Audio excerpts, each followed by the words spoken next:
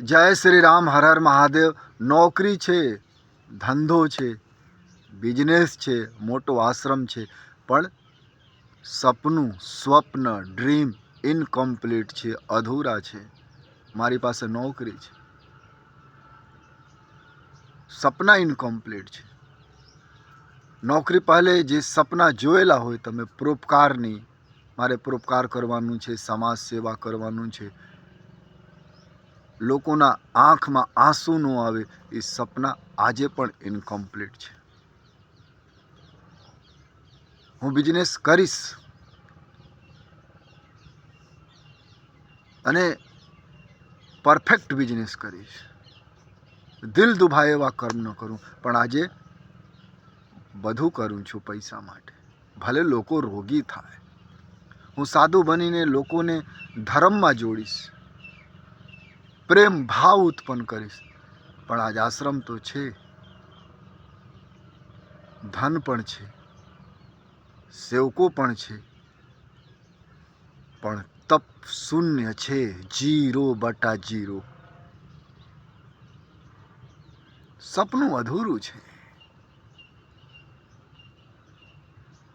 નોકરી છે, વેપાર છે, ટાઈમ સ્પેન્ડ નથી, ટાઈમ નથી, ઘરમાં સંસ્કાર નથી. લોકો અલગ અલગ મતાંતર રાખે તો ઠીક છે, પણ ભક્તિ વિરુદ્ધ કર્મ કરે, શાસ્ત્ર વિરુદ્ધ કર્મ કરે.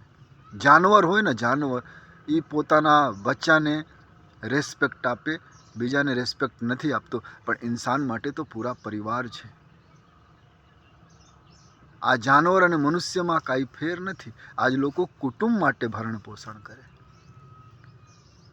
મારું કુટુંબ સુખી થાય, પડોશી ભલે દુઃખી થાય. જાનવર ન બનો, ઇન્સાન.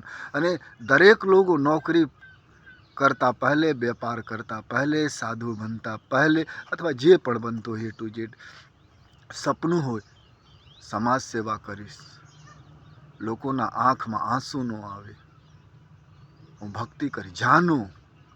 આ જિંદગી દુબારા મળે ન મળે નક્કી નથી, પણ તમે સમજો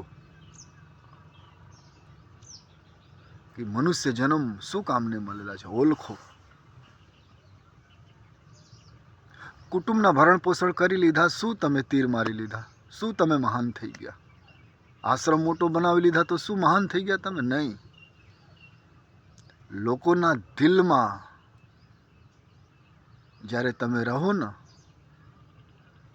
તો તમે મહાન છો. અને દિલમાં ક્યારે રહી શકો? કાં તો તપ કરી શકો, કાં તો પરોપકાર કરી શકો, કાં તો પ્રેમ કરી શકો, કાં તો તમારા આંખમાં સત્ય હોય તો.